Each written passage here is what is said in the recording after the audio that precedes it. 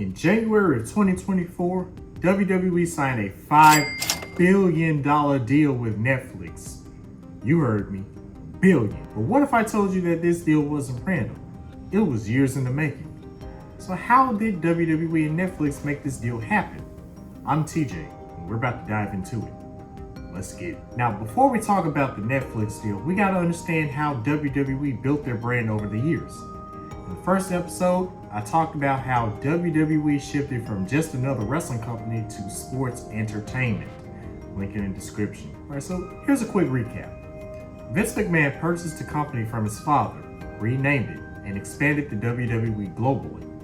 To push the WWE into the mainstream, Vince went out into the entertainment world, brought in celebrities, and focused on creating larger-than-life characters and thrilling storylines. This is what sports entertainment is, a combination of theater and athletic competition. And just like that, WWE became a household name, expanding into TV shows, music, movies, and merchandise. You can't think of pro wrestling without thinking of WWE. In 2014, WWE launched their own streaming service called the WWE Network, which was the exclusive home for all WWE content, including weekly shows, monthly pay-per-views, a wide vault of archival content, and exclusive shows, all for the low price of just $9.99.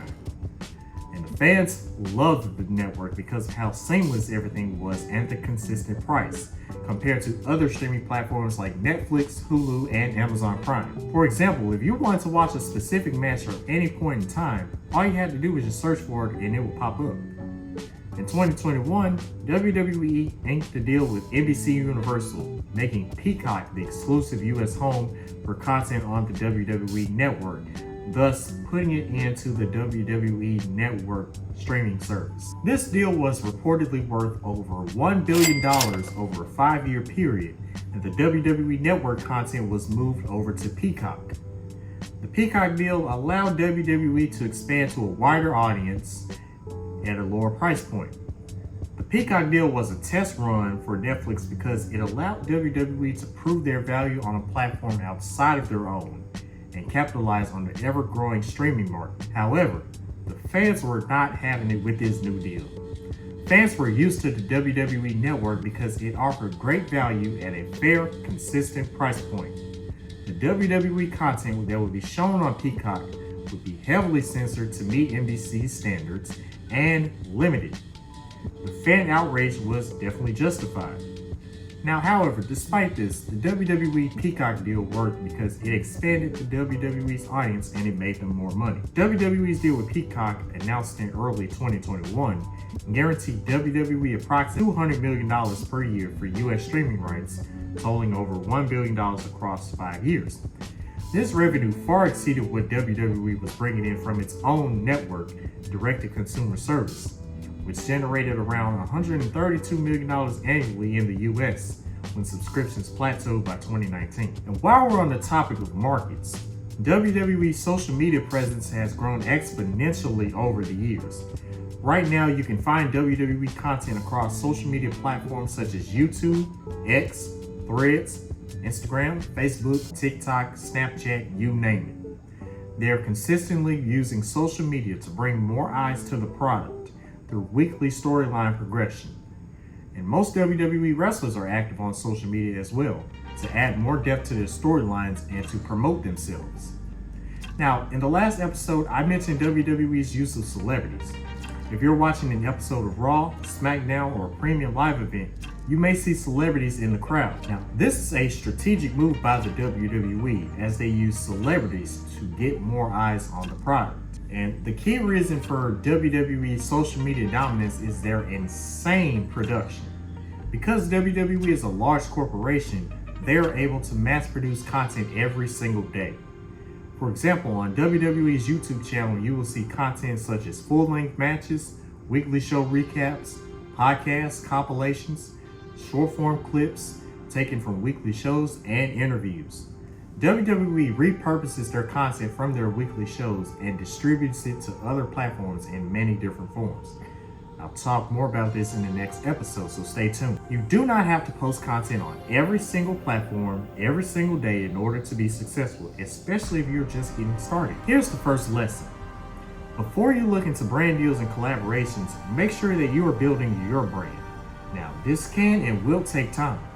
WWE built their brand over decades before they gained long-term advertisers and inked major deals with streaming platforms. Here are a few actionable tips if you are just getting started. Clarify your brand. Ask yourself, why did I start? Who am I here for? What is a problem in my niche that others are not addressing?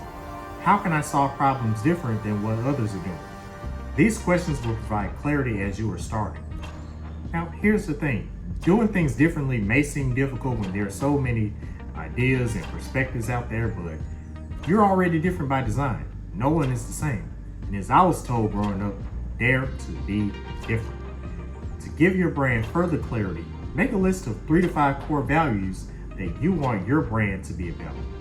For my business, Empowered to Create, my core values are empowerment, where I help people develop the confidence and tools to own their brand and tell their story. Faith and resilience, showing that setbacks aren't endings, they're setups for something greater. Education and strategy, I'm teaching people how to build a brand, not just what looks good. Creativity with purpose. Every design, strategy, and session has meaning behind it. And lastly, authentic long-term growth. Building sustainably, even if it's slower. No fluff, just real long-term results. And also, that leads me to my next point, thinking long-term. It may seem like going viral overnight is the key to success, but the chances of that happening are very rare. Most successful creators have built their brand over a long period of time. So instead of focusing on how many followers you have on social media and going viral, focus on building meaningful connections with your audience. You can do this by simply showing up as yourself and consistently delivering value. WWE built a long-term connection with their audience through compelling storylines and larger-than-life characters before the advertisers and sponsors came running to them. Now, the third tip is to build your own platform. With constant algorithm shifts and platform updates, you don't want to rely solely on social media to grow your brand, because the success of your brand should not rest on the shoulders of Facebook, Instagram, TikTok, LinkedIn, etc. Now, you can build your own platform by launching a newsletter, a paid or free community, and or creating a website. All right, let's talk more about the Netflix opportunity. Since 2023, we've seen Netflix expand into live content, from big sporting events like the highly anticipated and underwhelming Mike Tyson and Jake Paul fight last November. You got NFL games on Netflix, you got comedy specials like Chris Rock's Selective Outrage, and much more. Other platforms like the previously mentioned Peacock have already been doing live content. Netflix was just late to the party. Better late than never, right? And live content is where WWE comes in naturally. WWE had already been producing weekly shows for the USA Network and Fox, and them transitioning to Netflix made perfect sense. In January 2024, WWE put pen to paper by signing a $5 billion deal with Netflix over a 10-year period, which would bring WWE's flagship show, Monday Night Raw, to Netflix exclusively. Also, all other WWE shows such as SmackDown, NXT, and premium live events would make the jump to Netflix aired outside of the US. And when I first heard about WWE moving to Netflix, I'm not gonna lie, I was a bit surprised. For decades, WWE had been producing content for cable television first, and it was what fans were used to, even though a lot of people have moved from cable TV to streaming. And international fans who were also Netflix subscribers were excited about the change because it made WWE content more accessible to them since Peacock is US only. However, some fans have expressed their frustrations at Netflix for only having a select amount of WWE content compared to Peacock and the WWE Network. Netflix currently does not have every episode of Raw, SmackDown, and NXT and classic episodes of WWE programming, and this frustration is very justified. The WWE Network had nearly every piece of content ever produced by WWE, And a lot of WWE fans believe in preserving wrestling history, and they can't go back and revisit classic moments. And WWE's pivot from live cable television to streaming is a key indicator of an ongoing trend. Over the years, cable television has been slowly dying. More and more people are now watching movies, TV shows, and live sports mainly through streaming services. Now, the key lesson in this is for you to be ready to pivot when necessary and understand what your audience wants. The way we consume content is rapidly changing, and what worked in 2019 may not work today. And who knows how we'll be consuming content 10 years from now. Social media platforms are constantly changing with new features and algorithm changes.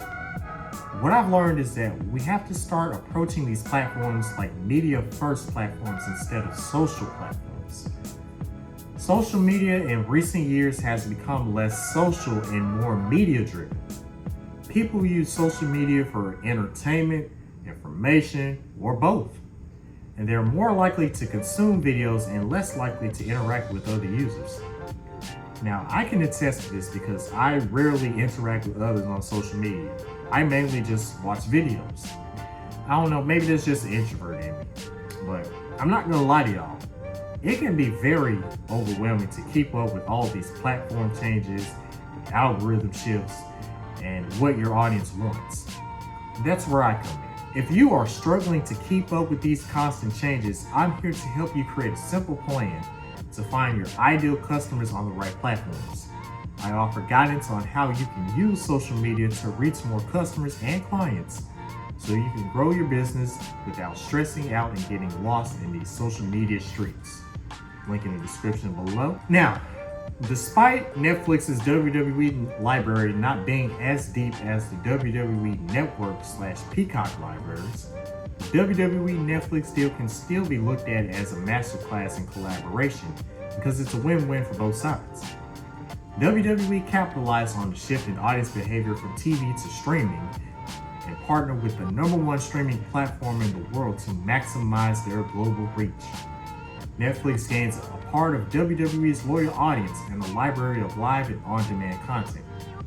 And it's important for us to see both the positives and negatives to show that collaboration isn't always easy, and not everyone will be on board with change.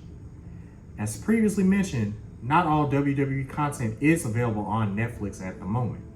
And the split between US and international rights for shows like Raw, NXT, and SmackDown means that fans in the US may need multiple subscriptions to access everything they want, which is very, very frustrating. Also, the WWE Netflix deal puts a lot of pressure on Peacock and other streaming platforms to innovate or risk getting left behind in the live sports and entertainment space. So let's summarize this. All right, so the strengths and weaknesses of the collaboration are that you have global reach and scale, but the content is not fully available on Netflix. Even though you have a long-term stable partnership, you still fragment the audience because the content that US users get and the content that global users get are different. Even though you're leveraging both brands' core strengths, you still have fan concerns about access and experience.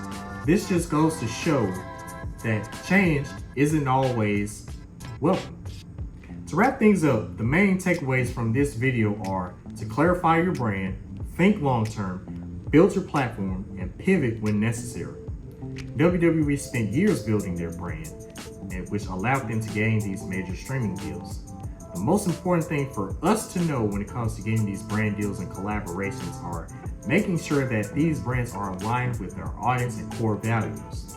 If you don't, you risk losing your audience. Now, stay tuned for the next episode where I talk about WWE's insane content strategy and what you can learn from it. If you like this video, hit that thumbs up, leave a comment with your biggest takeaway, and subscribe for more.